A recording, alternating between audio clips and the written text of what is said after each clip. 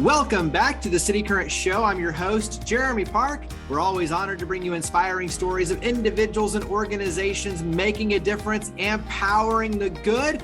And we're honored to have with us Dr. Darrell C. He's the Chief Equity Strategist with Systematic Equity Solutions. How are you doing, Darrell? Doing great. How are you? Doing very well. So we get to dive into the space of DE&I and everything that's going on in the corporate workplace. But before we start talking about that, give us a little bit of your background and how you got into this space. I spent 25 years in higher education. Worked my career up from entry level upon finishing graduate school to becoming a vice president, and also was a professor in colleges of education at both LSU and University of Memphis. And after 25 years, decided I wanted to expand and take a deeper look at the work that I'd been doing and focusing in on a couple of areas. And so that led me to kind of transition out of education or retire after 25 years and then move into this next phase of my career. When you look at some of the things that you experienced during your time with higher education, give us some of the things that you think parlay over perfectly when you talk about working with corporations focused on DE&I. Well, I think the fact that I was a faculty member and having to teach, having to build syllabi, having to do research and to present and to engage from a faculty perspective. From an administrative perspective, I had a lot of different roles working across campuses, working with all levels of students, and also working with our external partners, whether it was companies from a career services perspective, donors from a philanthropic perspective, athletic departments, and working with the NCAA. So I've had to work across a lot of spectrums, work with a different types of people. And then most importantly, just being an educator, the goal is to help people learn. And so I think all of those things translate into working with any of the partners or clients that I currently service. Let's go ahead and step into what you're doing now. And so talk about Systematic Equity Solutions overall. Go ahead and give us an overview. Our company works with a host of different partners, whether it's government, whether that's corporate, education at all levels from K-12 to higher ed, and also philanthropic organizations and foundations. And the goal is to help people analyze systems, to help them create strategies to solve problems, and to examine the culture. So it's a broad-based approach, and really it's focused on analyzing the systems, analyzing processes and policies to help people ensure that things are directed from an equitable perspective and creating great work environments and great environments for people to exist in. Where do you like to start when you're looking at the processes, the internal processes? What are the questions you like to ask, the things you're looking for? Where do you like to start? I like to get clients to think about what they view as the end game and work backwards from that. So is there a specific problem they want us to be responsive to? Are they being proactive in examining their culture and wanting to examine their hiring and recruitment practices, and helping them think through what does the end game look like, and then build steps backwards. And also, most importantly, help to create a set of operational definitions so that everyone understands what the organization means when it says equity, when it says inclusion, or when it says diversity, because everyone brings different definitions to the table with them.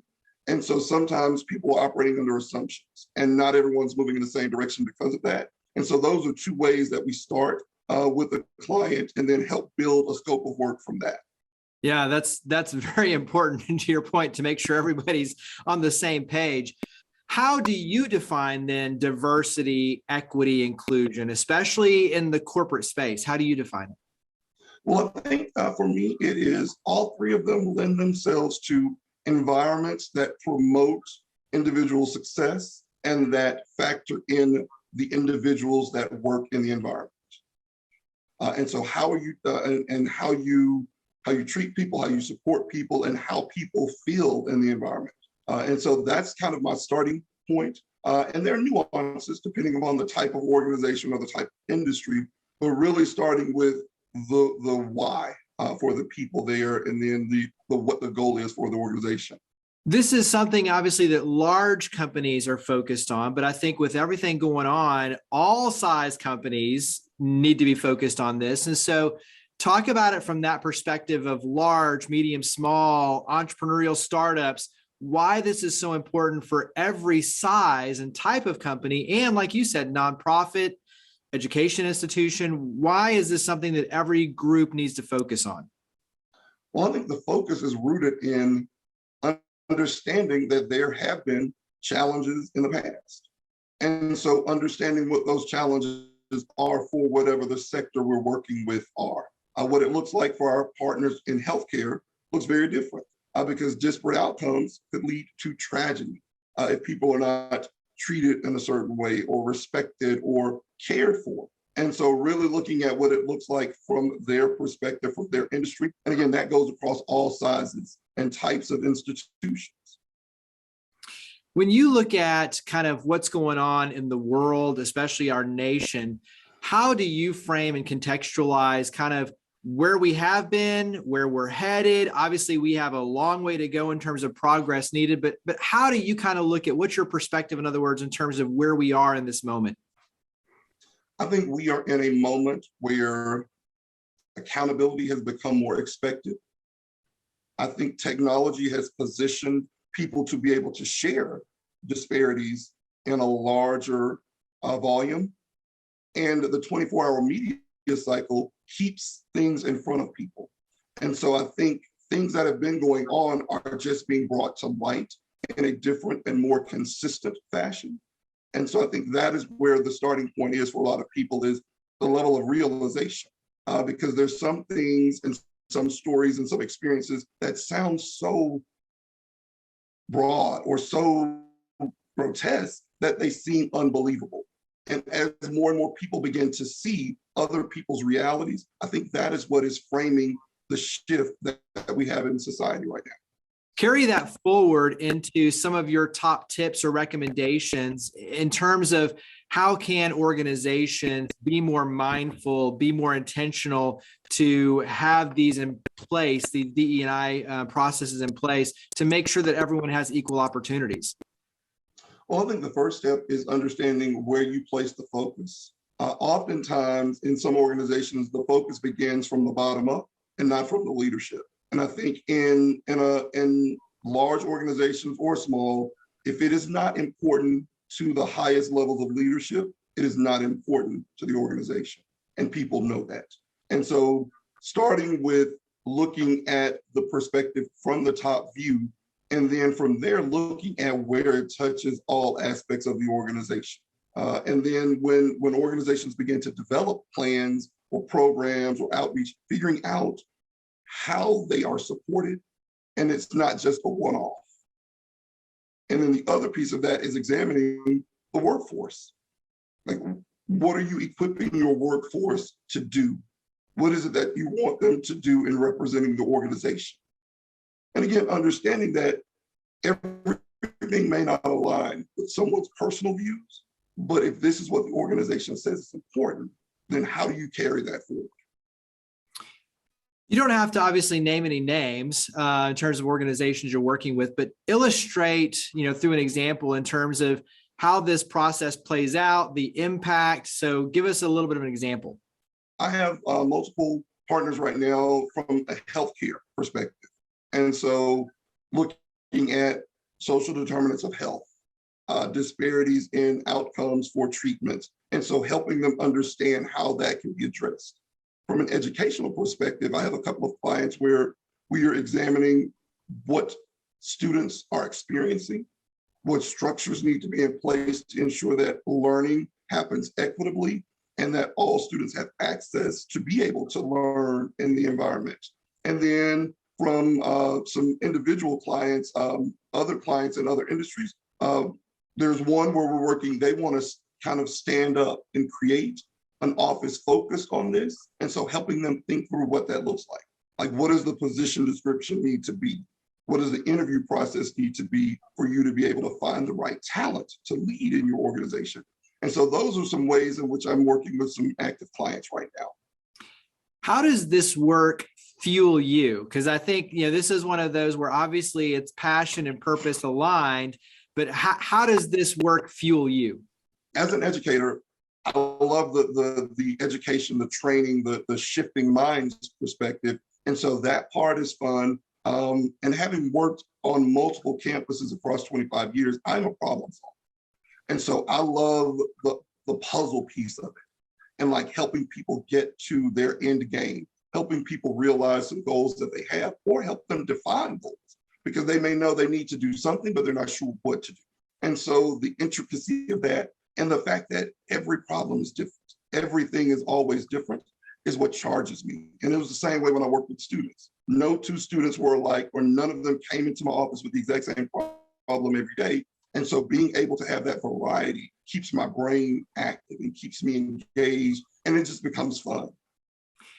How has the pandemic impacted your efforts? And when you look at obviously this conversation in a larger context, how has the pandemic played a role in all of this? Some of the things in society that happened during the pandemic forced focused attention on it. Those events were not new, they were just now seen at a broader level. And so I think the stillness of the pandemic allowed some organizations to become reflective in a different way. I think the economic impact of the pandemic has helped organizations realize they may need to think differently or broader about what they are doing in this space. And so I think those two things have set the stage for people to be more open to change. When you look forward at your efforts and obviously in a larger context of what's going on, making progress, what excites you and puts a smile on your face in terms of where we're headed with this? And I'm thinking like on my end already, just the fact that we're having this conversation and opening the minds of people to say we need to be more intentional to give people opportunities, everyone opportunities. I think that's a good thing. But what are the things that put a smile on your face when you look at the progress and where we're headed? I think one of the things that excites me is that a younger generation is expecting different. And they are expecting more, and they are expecting things that previous generations didn't expect because of access to information. And through technology, the worldviews look different. During the pandemic, for instance, my niece got to look at museums all around the world. And so like her perspective on wanting to travel now looks very different. And so I think a younger generation has different expectations. And in the past, I feel like there have been clashes between generations in the workforce. And I think now there's more of an alignment and more of an understanding of creating an environment for our future, not being deeply rooted in what was. Go ahead and talk about how we can engage with systematic equity solutions. Where can we go to start that conversation? And what does that process look like?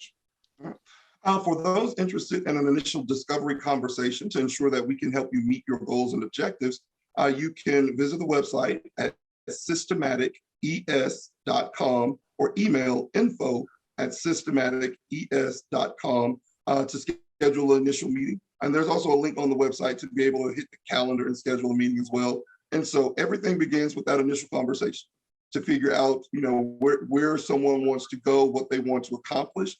And then if there's alignment, we move forward in developing the scope of work from there.